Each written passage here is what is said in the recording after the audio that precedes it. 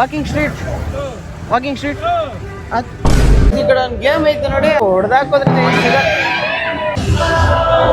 Guys ಇದು entry. ಜನ ತುಂಬ್ಕೊಂಡವ್ರು ಈ ಕಡೆ ಆಲ್ರೆಡಿ. ಕೋರಮಂಗ್ಲ ಇಲ್ಲ ಚರ್ಚ್ಗೇಟ್ಗೆ ಹೋದ್ರು ಸಿಗ್ತವೆ, ಆದ್ರೆ ಈ ರೇಂಜ್ಗಂತೂ ಸಿಗಲ್ಲ ಬಿಡು. ಗೈಸ್ ನಮ್ಮೂರಲ್ಲಿ ನಾವ್ ಯಾವ್ದಾರು ಹುಡುಗಿಗೆ ಏನಾದ್ರು ಒಂದು ಗಂಡ ಹಾಕ್ಬಿಟ್ರೆ ಅವ್ರು ನಮ್ಗೆ ಎಷ್ಟು ಬೇಕು ಅಂತ ಆದ್ರೆ ಇಲ್ಲಿ ಹುಡುಗಿರ ನಮ್ಮೊಂದು ಗಂಟೆ ಎತ್ತಿ ಗಂಡ ಹಾಕ್ತಾರೆ.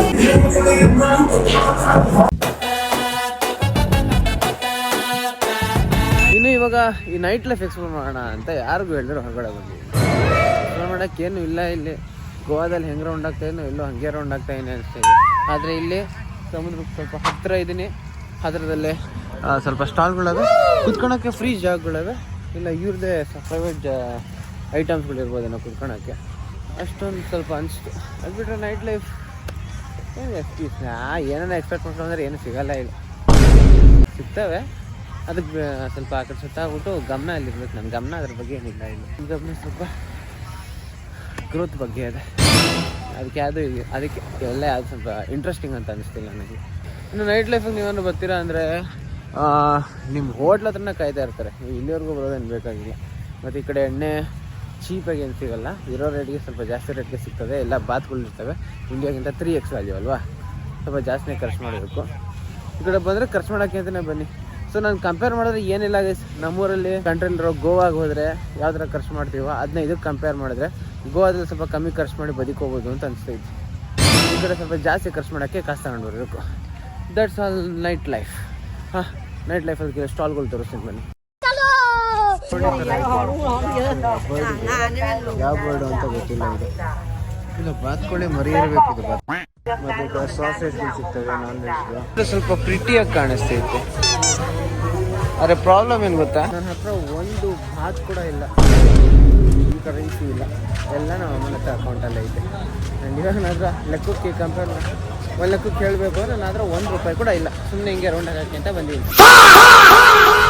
ಇವಾಗ ಏನೋ ಕಣ್ಣಿಗೆ ಸ್ವಲ್ಪ ಅಟ್ರಾಕ್ಟಿವ್ ಆಗಿ ಕಾಣಿಸಿದ್ರು ಕೂಡ ಏನೂ ತಗೊಳಕ್ಕಾಗಲ್ಲ. ಮತ್ತು ಇದು ಪೊಲೀಸ್ ಸ್ಟೇಷನ್ನು ಹೆಂಗಿದೆ ನೋಡಿ. ಪೊಲೀಸ್ ಸ್ಟೇಷನ್ ಇದು ಸ್ವಲ್ಪ ಸಿಂಪಲ್ ಆಗುತ್ತೆ. ಆ ಫ್ರಂಟಲ್ಲಿ ಒಂದು ದೇವಸ್ಥಾನ ಥರ ಇಕ್ಕವ್ರೆ, ಬುದ್ಧಾದಂತೆ. ಪೊಲೀಸ್ ಸ್ಟೇಷನ್ ಇದೆ. ಇನ್ನು ಈ ಕಡೆ ಶ್ರಿಂಪು ಮತ್ತು ಹಂಪಿ ಹೆಡ್ಡು ಎಲ್ಲ ಸಿಗ್ತವೆ. ಗೈಸ್ ಈ ಕಡೆ ವಾಕಿಂಗ್ ಸ್ಟ್ರೀಟ್ ಅಂತ ಇನ್ನೊಂದು ಇದೆಯಂತೆ.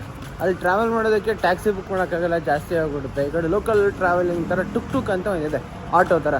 ಅದಕ್ಕೆ ಒಂದು 10 ಬಾಟ್ ಆಗುತ್ತಂತೆ. ₹1 ಇಲ್ವಲ್ಲ, ₹100 ಆದರೂ ಖರ್ಚು ಮಾಡೋಕ್ಕೆ ಇರಲಿ ಅಂದ್ಬಿಟ್ಟು ಇವಾಗ ₹100 ತಗೊಳಕ್ಕೆ ಹೋಗ್ತಾ ಇದ್ದೀನಿ ಮಾತ್ರ. ಆದರೆ ನಮಗೆ ಹೇಳ್ತಾ ಇಲ್ಲ ಅಷ್ಟೇ. ಗೈಸ್ ಈ ಜಾಗ ಎಷ್ಟು ಪೀಸ್ ಅಂದರೆ ಮುಂದೆ ಇದ್ರು ಕೂಡ ಒಬ್ಬರು ಹಾರ್ನ್ ನೋಡಿಯಲ್ಲ, ಸೈಲೆಂಟಾಗಿ ಹೋಗ್ತಾ ಇರ್ತಾರೆ. ಈ ಕಡೆ ಇಷ್ಟು ಮಾತಾಡೋದೇನು ಕ್ಲಿಯರಾಗಿ ಕೇಳಿಸ್ತಾ ಇರ್ಬೇಕು ನಿಮಗೆ. ನಾನು ಆ್ಯಕ್ಚುಲಿ ಹೈವೇ ರೋಡಲ್ಲಿದ್ದೀನಿ, ಇಲ್ಲ ನಾರ್ಮಲ್ ಹೈವೇ ರೋಡಲ್ಲ, ಒಂದು ಒಳ್ಳೆಯ ರೋಡಲ್ಲಿದ್ದೀನಿ. ನಾಯ್ಸ್ ತುಂಬ ಕಮ್ಮಿ ಇದೆ. ಇವಾಗ ನೋಡ್ಕೊಳ್ಳಿ, ನೋಡಿಲ್ಲ, ಗೇರ್ ನೋಡಿಲ್ಲ, ಹಂಗೆ ಪಾಸ್ ಆಗುತ್ತೆ. ಅಚ್ಚಾ. ಸೊ ಇವಾಗ ನಾನು ಸೀದಾ ಹೋಟ್ಲಿಗೆ ಹೋಗ್ತಾ ಇದ್ದೀನಿ. ಇವಾಗ ನಾನು ಹಿಂದ್ಗಡೆ ಕೆಲವ್ರು ಕಾಣಿಸ್ತಾ ಇರ್ಬೋದು. ಹೋಟ್ಲು ಮುಂದೆ ಏನು ಹೇಳ್ತಾರೆ, ಹುಡುಕ್ಬೇಕು ಅಂತಿರಲಿಲ್ಲ. But what I am going to do is exploring the area ಅಷ್ಟೇ. ಅಮ್ಮ ನಿದ್ದೆ ಮಾಡ್ತಿದ್ದೆ. ಆ್ಯಂಡ್ ಇದು ನನ್ನ ಹೆಸರಲ್ಲಿ ಬಂದಿರೋ ಪಾರ್ಟ್, ನಾನು ಎಕ್ಸ್ಚೇಂಜ್ ಮಾಡಿಸ್ಕೊಂಡಿರೋ ಪಾರ್ಟ್. ಇದು 15,000 ಅಂದರೆ ಇಟ್ಸ್ ಅಬೌಟ್ 45,000 rupees. ಆ್ಯಂಡ್ ಇದರಲ್ಲಿ ನಾನು 1,000 ತಗೊಳ್ತೇನೆ.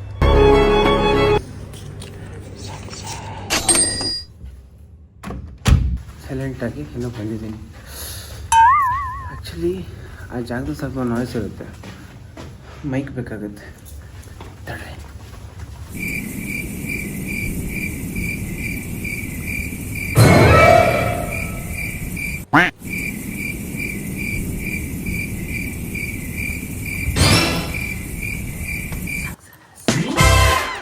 ಗೈಸ್ ಒಂದು ಮೂರು ತಿಂಗ್ ಏನು ಗೊತ್ತಾ, ನಾನು ಈ ಬ್ಯಾಗ್ನ ಬರೀ ಇಷ್ಟು ಮೈಕ್ ಬಾಕ್ಸ್ ಕ್ಯಾರಿ ಮಾಡೋಕ್ಕೆ ಅಂತ ತಗೊಂಡೆ.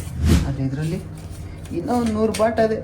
200 ಬಾಟ್ಸ್ ಗೈಸ್. ಆದರೆ ಗೈಸ್ ಜಾಗ ಯಾವುದೇ ಆದರೂ ಕೂಡ ನಮ್ಮ ಹುಷಾರಲ್ಲಿ ನಾವು ಇರಬೇಕು. ಅದಕ್ಕೆ ಒಂದು 1,100 ಬಾಟ್ನ ಇದು ಫೋನ್ ವಾಲ್ಪೇಪರ್ ಬ್ಯಾಕಲ್ಲಿ ಇಟ್ಕೊಂಡಿರ್ತೀನಿ. ಈ ಫೋನ್ ಹಾಕಿ ಫೋನ್ ತೆಗೆದ್ರೆ ಉದ್ರೋಗೋ ಥರ ಐತೆ. ಅದಕ್ಕೆ ಇಲ್ಲಿ ಇಟ್ಕೊಂಡಿರ್ತೀನಿ. 100 ಬಾಟ್ ಮಾತ್ರ ಖರ್ಚು ಮಾಡೋಕ್ಕೆ ಇಟ್ಕೊಂಡಿರ್ತೀನಿ. ಕಾಣಿಸ್ತಾ ಇಲ್ಲ ಗಾಡಿ, ಅದನ್ನೇ ಟುಕ್ ಅಂತಾರೆ. ಪಾರ್ಕಿಂಗ್ ಹಾಕೋರೆ ಅಂದರೆ ನಮ್ಮ ಪಿಕಪ್ ಮಾಡೋಕ್ಕೆ ಇರಬೇಕೇನೋ. Taxi. Walking street Emotional damage. ಜನ ಏನ್ ಗೊತ್ತಾ, ಈ ಕಡೆ ನನ್ನ ಪಕ್ಕದಲ್ಲಿ ಕೆಲವು ಗಾಡೀಲಿ ಕೆಲವು ಕೂತಿದ್ದಾರೆ. ಅವರೆಲ್ಲ ರೆಂಟಲ್ ಕೆಲಸ ಮಾಡ್ತಾ ಇದ್ದಾರೆ. ಅವ್ರಿಗೆ ಬುಕ್ಕಿಂಗ್ ಬಂದರೆ ಈ ಕಡೆ ಗ್ರ್ಯಾಬ್ ಅಂತ ಒಂದು ಆ್ಯಪ್ ಐತೆ. ಈ ಕಡೆ ನಮ್ಮದು ಓಲಾ ರ್ಯಾಪಿಡ್ ಅಂತ ಇರುತ್ತೆ, ಅದರ ಗ್ರ್ಯಾಬ್ ಅಂತ ಒಂದು ಆ್ಯಪ್ ಐತಿಲ್ಲಿ. ಅದಕ್ಕೆ ಆರ್ಡರ್ಸ್ ಬರಲಿ ಅಂತ ವೇಟ್ ಮಾಡ್ತಾವ್ರೆ. ನಾನು ಅಟ್ಟಕ್ಕೂ ಯಾವಾಗ ಗೊತ್ತದ ಅಂತ ವೇಟ್ ಮಾಡ್ತೆ. ಗೈಸ್ ಒಂದು ಸಿಕ್ಕಿದೆ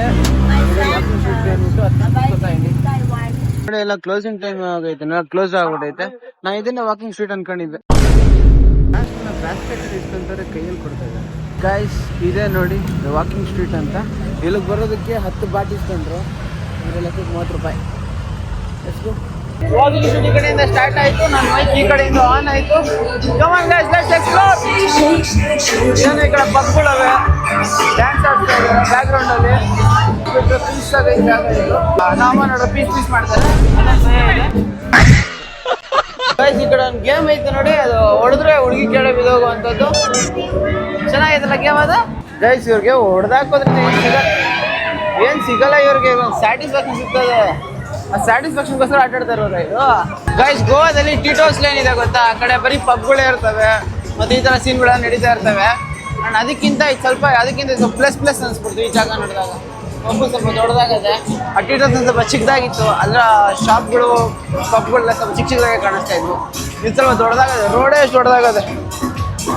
ಗೈಸ್ ಈ ಕಡೆ ಎಕ್ಸ್ಚೇಂಜ್ಗೆ ಅಂತ ಜಾಗ ಐತೆ ನೋಡಿ. ನಾನು ಈ ಜಾಗಕ್ಕೆ ಏನೋ ಗೊತ್ತಾ ಬಂದಿದ್ದು, ಈ ಪಬ್ಗಳಿಗೆ ಮತ್ತು ಇಲ್ಲಿರೋ ನಾರ್ಮಲ್ ರೆಗ್ಯುಲರ್ ಥಿಂಗ್ಸ್ ಏನಿದೆ ಅದು ನೋಡೋಕ್ಕಲ್ಲ. ಈ ಕಡೆ ಗೋವಾ ಥರ ಕಸಿನೋ ಇದೆಯಾ ಅಂತ ನೋಡೋಕೆ ಬರ್ತಾ ಇದ್ದೀನಿ. ಕಸಿನೋ ಇದ್ರೆ ನಾವು ಒಂಥರ ಫೀಲ್ ನನಗೆ ಕಸಿನೋ ಅದನ್ನ ಹಿಡ್ಕೊಂಡು ಬಂದೆ. ಇವೆಲ್ಲ ನಂಗೆ ಇಂಟ್ರೆಸ್ಟೇ ಇಲ್ಲ, ಯಾಕಂದರೆ ಇವೆಲ್ಲ ನಮ್ಮೂರಲ್ಲಿರೋ ಯಾವುದಪ್ಪ ಇದು ಕೋರಮಂಗ್ಲ ಇಲ್ಲ ಚರ್ಚ್ಗೇಟ್ಗೆ ಹೋದ್ರೂ ಸಿಗ್ತವೆ. ಆದರೆ ಈ ರೇಂಜ್ಗಂತೂ ಸಿಗೋಲ್ಲ ಬಿಡು, ಅದು ಬರ್ಕೊಡ್ತೀನಿ. ಈ ರೇಂಜ್ಗಳ ಕಣ್ಮುಂದೆ ಕಾಣಿಸಲ್ಲ. ಬಟ್ ಅದಕ್ಕೆ ಇದ್ಮೇಲೆ ಅಷ್ಟು ಇಂಟ್ರೆಸ್ಟ್ ಇಲ್ಲ ನನಗೆ, ಯಾಕಂದ್ರೆ ನಮ್ಮೂರಲ್ಲಿ ಕಸಿನೋ ಇಲ್ಲ, ಗ್ಯಾಮ್ಲಿಂಗ್ ಎಲ್ಲ ಇಡೋದಿಲ್ವಲ್ಲ, ಅಲ್ಲೇ ಓಪನ್ ಆಗಿ ಆಫ್ಲೈನಲ್ಲಿ.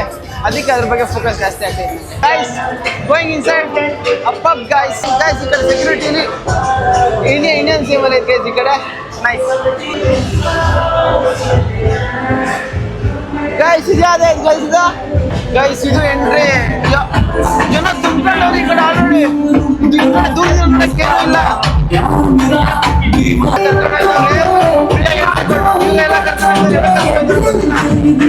Everybody, please put your hands together for the one and only Jannat Belly dancer. No drinking, only eating. Order ಮಾಡಿದ್ದೀನಿ. ಬನ್ನಿ ಪ್ರಯತ್ನ ನೋಡ್ತಾರೆ. ಫ್ರೀ ಎಂಟ್ರಿ ಕೊಡೋದಲ್ಲ ಈ ಕಡೆ ಮುಖನೇ ಚೆಕ್ ಮಾಡ್ಕೊಂಡ್ಬಿಡ್ತಾರೆ. ಅದಕ್ಕೆ ₹50 ಪಾರ್ಟಿ ಮಿಸೋದು ಆರ್ಡರ್ ಮಾಡಿದ್ದೀನಿ.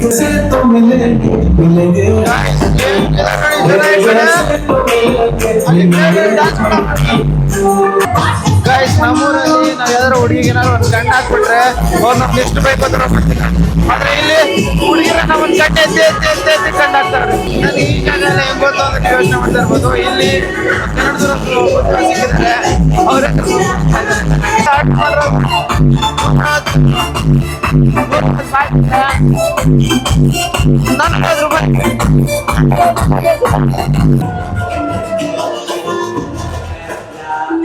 ಗೈಸ್ ಈ ಕಡೆ ಇವಾಗ ನಾನು ಕೂತಿರೋ ಟೇಬಲ್ಗೆ ಇದ್ದಾರೆ. ಅಂದರೆ ಕಪ್ಪವರು ಏನೇನು ಆರ್ಡರ್ ಕೊಟ್ಟರೆ ಇವೆಲ್ಲ ಇನ್ಸ್ಟೆಂಟಾಗಿ ತಗೊಂಡು ಅಂತ. ಅದೇ ಥರ ಕೆಳಗಡೆ ಟೇಬಲ್ ಇತ್ತು, ಎಲ್ಲ ಟೇಬಲ್ಗೆ ಒಬ್ಬೊಬ್ರು ಅಂತ ಇದ್ದಾರೆ. ಎಲ್ಲ ಕಡೆಯಿಂದ ಒಬ್ಬರು ಇದ್ದಾರೆ. ಇನ್ಸ್ಟೆಂಟಾಗಿ ಎಷ್ಟು ಇನ್ಸ್ಟೆಂಟಾಗಿ ಆರ್ಡರ್ ತಗೊಂತಾರೆ ಅಂದರೆ ನೀವು ಆರ್ಡರ್ ಕೊಡೋಂಗಿಲ್ಲ, ಅಷ್ಟು ಬೇಗ ಬಂದ್ಬಿಡುತ್ತೆ. ಅಷ್ಟೇ ಬೇಗ ಬಿಲ್ ಮಾಡಿ ಕಳಿಸ್ತಾರೆ. ನೀವು ಪೇ ಮಾಡೋರ್ಗೂ ಹೋಗೋದೇ ಇಲ್ಲ. ಗೈಸ್ ಇದೇನು ಕಾಣಿಸ್ತಿದೆ ಯಾವ್ದು ಡ್ರಿಂಕ್ಸ್ ಅಲ್ಲ, ಇದು ರೆಡ್ ಬುಲ್. ಇಲ್ಲಿವರೆಗೂ ಬಂದು ನನ್ನ ಮೇಲೆ ಒಂದು ರೆಡ್ ಬುಲ್ ಕುಡಿದ್ರೆ ಏನು ಪ್ರಾಬ್ಲಮ್ ಆಗಲ್ಲ. ನಮ್ಮೂರೆಲ್ಲ ರೆಡ್ ಬುಲ್ ಆರಾಮಾಗಿ ಮಾಡ್ತಾರೆ, ಅದಕ್ಕೆ ಕುಡಿತಾ ಇದ್ದೀನಿ. ಗೈಸ್ ನೀವು ನೋಡೋರಿಗೆ ಸ್ವಲ್ಪ ಡಿಫ್ರೆಂಟ್ ಆಗಿ ಕಾಣಿಸ್ಬೋದು. ಎಲ್ಲಿ ಬಿಡಿ ಇಂಟ್ರಲ್ಲಿ ಇದೆ ಹಾಕಿರ್ತೀನಿ. ಚಲಿ ಲೇಕೆ ಆಜಾ ಗಾಂಜಾ ಬ್ರೋ, ಗಾಂಜಾ ಬ್ರೋ, ಗಾಂಜಾ. ಇದು ರೆಡ್ ಬುಲ್ ಸರಿ, ಒಳ್ಳೆ ಕಲರ್ ಇದೆಲ್ಲ. ಇದನ್ನೇ ಹಾಕ್ಬಿಟ್ಟು ಏನಪ್ಪ ಇದು ಸ್ಟೋರಿಗೆಲ್ಲ ಇದನ್ನ ಹಾಕಕ್ಕಾಗುತ್ತೆ. ಇನ್ಸ್ಟಾ ಸ್ಟೋರಿಗೆ ಇದನ್ನೇ ಹಾಕ್ತೀರಿ. ಒಳ್ಳೆ ವಿಡಿಯೋ ಸಿಕ್ತು.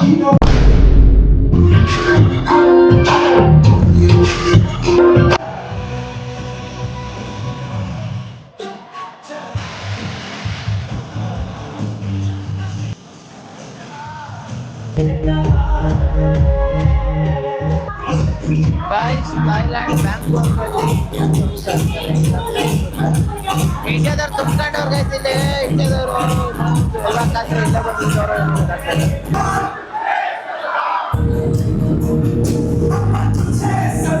Everybody sing it!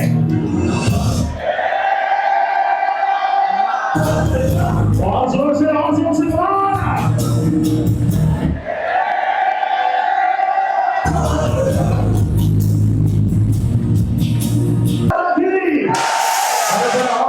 भारत माता की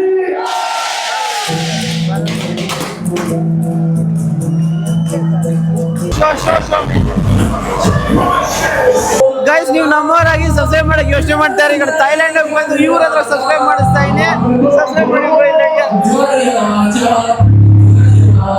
ಯು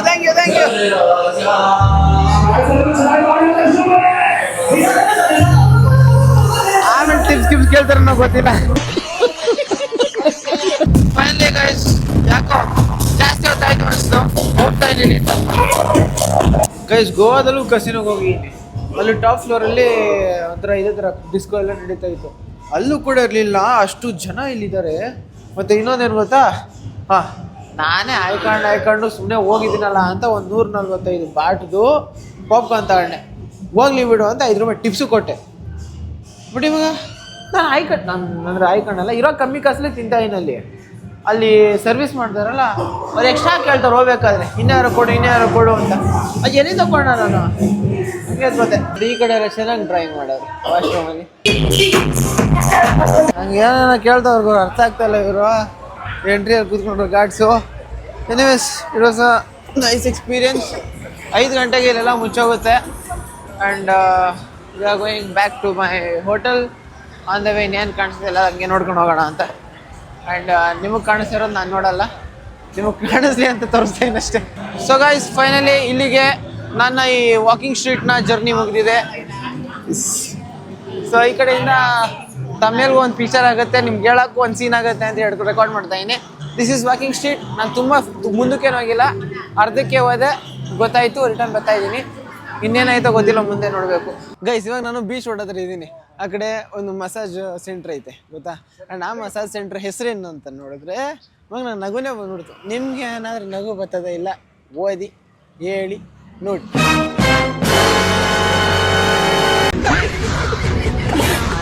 ಎಂತ ಯೂನಿಕ್ ಹೆಸರು ಬೇರೆ ದೇಶದಲ್ಲಿರೋ ಹೆಸರುಗಳನ್ನೆಲ್ಲ ನಮ್ಮ ಭಾಷೆಲಿ ಓದ್ಬಿಟ್ರೆ ಡಿಫ್ರೆಂಟಾಗಿ ಕೇಳಿಸುತ್ತಪ್ಪ ನಾನು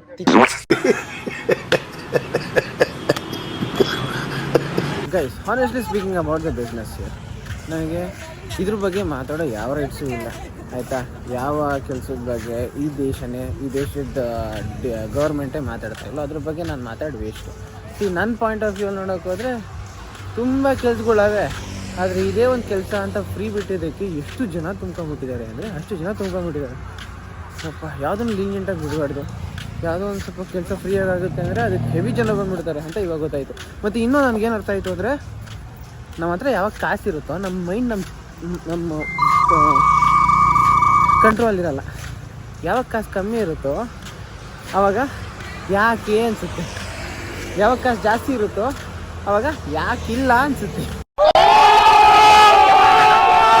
ಇನ್ನೊಂದು ಪಾಯಿಂಟ್ ನಂಗೆ ಏನು ಅರ್ಥ ಆಯಿತು ಅಂದರೆ ನಮ್ಮ ಕೈಲಿ ಯಾವತ್ತೇ ಆಗಲಿ ಕಾಸು ಕಮ್ಮಿ ಇರಬೇಕು ಕಾಸು ಯಾರು ಜಾಸ್ತಿ ಆಗ್ಬಿಟ್ರೆ ನಮ್ಮ ಮೈಂಡ್ ನಮ್ಮ ಕಂಟ್ರೋಲೇ ಇರಲ್ಲ ಇಷ್ಟ ತಾನೆ ಮಾಡೋಣ ಬಾ ಅದಕ್ಕಿಂತ ನನ್ನ ಹತ್ರ ಕಾಸು ಇಲ್ವಾ ಐತೆ ಬಾ ನಡಿ ಅಂತ ಅನ್ಸ್ಬಿಡುತ್ತೆ ಆದರೆ ಯಾವಾಗ ಕಾಸು ಕಮ್ಮಿ ಇರುತ್ತೋ ಯಾಕೆ ಬೇಕು ಅದ್ರ ಬಗ್ಗೆ ಯೋಚನೆ ಮಾಡೋಕ್ಕೆ ಟ್ರೈ ಮಾಡ್ತೀವಿ ಅದರ ಅವಶ್ಯಕತೆ ಬಗ್ಗೆ ಯೋಚನೆ ಮಾಡ್ತೀವಿ ಆ್ಯಂಡ್ ಅದು ಎಷ್ಟು ಇಂಪಾರ್ಟೆಂಟ್ ಲೈಫ್ಗೆ ಅಂತೆಲ್ಲ ಯೋಚನೆ ಮಾಡ್ತೀವಿ ಕಾಸು ನಮ್ಮ ಮೈಂಡ್ ಕೂಡ ಚೇಂಜ್ ಮಾಡಿಬಿಡ್ತೀವಿ ಯಪ್ಪ ತಗೊಂಡೋಗಿ ಸಾಲ ತುಂಬ ಹೆಲ್ಪ್ ಆಯಿತು ಅಂತ ಗೈಸ್ ದಿಸ್ ಈಸ್ ಎಳ್ನೀರು ವರ್ತ್ 70 ಬಾತ್ ಅಂದರೆ ಈ ಕಡೆ ಎಷ್ಟು 210 ರೂಪಾಯಿ ಇದ್ರ ಬೆಲೆ ಗೈಸ್ ನಮ್ಮೂರಲ್ಲಿ ಎಳ್ನೀರು 50 ರೂಪಾಯಿ ಅಂದರೆ ಯೋಚನೆ ಮಾಡ್ತೀವಿ ಆದರೆ ಈ ಊರಲ್ಲಿ 210 ರೂಪಾಯಿ ಕೊಟ್ಟಿದ್ದೀವಿ ಎಳ್ನೀರಿಗೆ ಏನಕ್ಕೆ ಹೇಳಿ ಇವ್ರು ಖರ್ಚು ಮಾಡೋಕ್ಕೆ ಅಂತಲೇ ಬಂದಿದ್ದೀವಿ ಅದಕ್ಕೆ ಕೊಡ್ತೀವಿ ಆ ಊರಲ್ಲಿ ಸಂಪಾದನೆ ಮಾಡಿದ ಉಳ್ಸೋಕ್ಕೆ ಅಂತ ಒದ್ದಾಡ್ತಾ ಇರ್ತೀವಿ ಅದಕ್ಕೆ ಕೊಡೋಕ್ಕೆ ಯೋಚನೆ ಮಾಡ್ತೀವಿ ನಿಮ್ಮ ಒಪಿನಿಯನ್ ಏನು ಇದ್ರ ಬಗ್ಗೆ ಅಂತ ಒಂದು ಕಮೆಂಟ್ ಹಾಕಿದೆ ಗೈಸ್ ಇನ್ನೊಂದು ಗೊತ್ತಾ ಗೈಸ್ ಈ ಕಂಟ್ರೀಲಿ ಗಾಂಜಾ ಲೀಗಲ್ ಸ್ಟ್ರೀಟ್ಸು ನೋಡಿ ಓಪನ್ ಆಗಿ ಅಲ್ಲೇ ಡಿಸ್ಕ್ಲೋಸ್ ಮಾಡಿದ್ರೆ ಅದ್ಬಿಟ್ರೆ ವಾಕಿಂಗ್ ಮಾಡ್ಕೊಂಡು ಬರ್ತಾ ಇರ್ಬೇಕಾದ್ರೆ ಚಿಕ್ಕ ಸ್ಟಾಲ್ಗಳಿತ್ತು ಓಪನ್ ಆಗಿದೆ ಅಂತ ಯಪ್ಪ ರೇಟ್ 350 ಬಾತ್ ಇತ್ತು. ಯಾವ್ದು ಸ್ವೀಟ್ ಅಂತೇನೋ ಈ ಕಡೆ ಸ್ವೀಟ್ ವೀಡ್ ಅಂದ್ಬಿಟ್ಟು. ಗೈಸ್ ಈ ಕಡೆ ಗಾಂಜಾ ಲೀಗಲ್ಲು, ಈ ಕಡೆ ತಿನ್ಬೋದು, ಸೇದ್ಬೋದು, ಎಂಜಾಯ್ ಮಾಡ್ಬೋದು, ಬಿಟ್ಟು ಹೋಗ್ಬೋದು. ಆದರೆ ಅಕಸ್ಮಾತ್ ಇಂಡಿಯಾದಲ್ಲಿ ತಗೊಂಡ್ಬಂದ್ಬಿಟ್ರೆ ಇಂಡಿಯಾದಿಂದ ಎಸ್ಕೇಪ್ ಆಗ್ಬಿಟ್ಟು ಇಂಡಿಯಾದ ಗೊತ್ತಾಗ್ರ ಏನದು ಇಮಿಗ್ರೇಷನ್ ಟೀಮಲ್ಲಿ ಇರ್ತಾವಲ್ಲ, ಅಲ್ಲಿಂದ ಎಸ್ಕೇಪ್ ಆಗ್ಬಿಟ್ಟು ಈ ಕಂಟ್ರಿಗೆ ತಗೊಂಡ್ಬಿಟ್ರೆ ಅವಾಗ ಯಾವ ಥರ ಮಾಡ್ಬೋದು? ಒಂದು ಇಂಡಿಯಾದಲ್ಲಿ ಏನೋ ಕೇಸ್ ಆಗಿಬಿಡುತ್ತೆ ಇಲ್ಲೀಗಲಾಗಿ ತಗೊಂಡಿದ್ದೀವಿ ಅಂತ, ಈ ಕಂಟ್ರಿಲಿ ಯಾವ ಥರ ಕೇಸ್ ಆಗ್ಬೋದು? ಅದೊಂದು ಸ್ವಲ್ಪ ಯೋಚನೆ ಐತೆ. ನೀವು ಯಾರು ಅಂತ ಏನಿದ್ರು ಕಮೆಂಟ್ ಹಾಕ್ಬಿಡಿ. ಗಾಯ್ಸ್ ಜಸ್ಟ್ ಇವಾಗ ಅಮ್ಮನ ಕಾಲ್ ಬಂತು, ನಾವು ಹೋಟ್ಲಿಗೆ ಹತ್ರದಲ್ಲೇ ಇದ್ದೀನಿ ಆ್ಯಂಡ್ ಬಾ ಮೇಲೆ ಬಾ ಅಂತ ಹೇಳ್ತೈತೆ. ಈಗ ಏನೇನು ಚೆಕ್ ಮಾಡೋದು ನೋಡಬೇಕು. ಫೈನಲಿ ಫ್ಲೋರಿಗೆ ಬಂದಿದ್ದೀವಿ. ಅಮ್ಮ ನನಗೋಸ್ಕರ ವೆಯ್ಟ್ ಮಾಡಿರಬೇಕು. ನನ್ನ ಕೀ ಹೋಗಿ ಓಪನ್ ಮಾಡೋದೇ ಬೇಡ, ಡೋರ್ ತಟ್ಟಿದ್ರೆ ಅಮ್ಮನೇ ಓಪನ್ ಮಾಡಿಬಿಡುತ್ತೆ. ಅಮ್ಮ ತಲೆ ಅಷ್ಟು ಯೋಚನೆ ಮಾಡ್ತಾ ಇರಬೇಕು ಅಂತ ಅನಿಸುತ್ತೆ. Let me see if this my thought works or not. ಇದೇ ರೂಮು.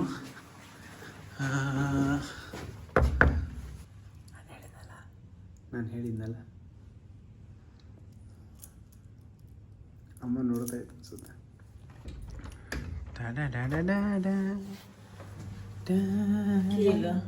ಬ್ಯಾಗಲ್ಲಿದೆ. ಏನು ಗೊತ್ತಾ ಗೈಸ್ ಸೀನು, ಹಿಂಗೆ ಡೋರ್ ಓಪನ್ ಮಾಡಿ ಒಳಗಡೆ ಬರ್ತಿದ್ದಂಗೆ ನನ್ನ ಐಫೋನಲ್ಲಿ ಸ್ಟೋರೇಜ್ ಫುಲ್ಲು. ಏನು ಮಾಡೋದು ಗೊತ್ತಾಗ್ತಾಯಿಲ್ಲ. It's okay. ಎನಿವೇಸ್ ಏನಾಯಿತು ಅಂದರೆ ಒಂದು 20-30 ನಿಮಿಷ ಮಾತುಕತೆ ಆಯಿತು, ಪ್ರೂಫ್ ಸೋಯಿಂಗ್ ಎಲ್ಲ ಆಯಿತು. ಅದಾದಮೇಲೆ ಇವಾಗ ಈ ಥರ ನಿಮ್ಮ ಮುಂದೆ ಮಾತಾಡ್ತಾಯಿದ್ದೀನಿ.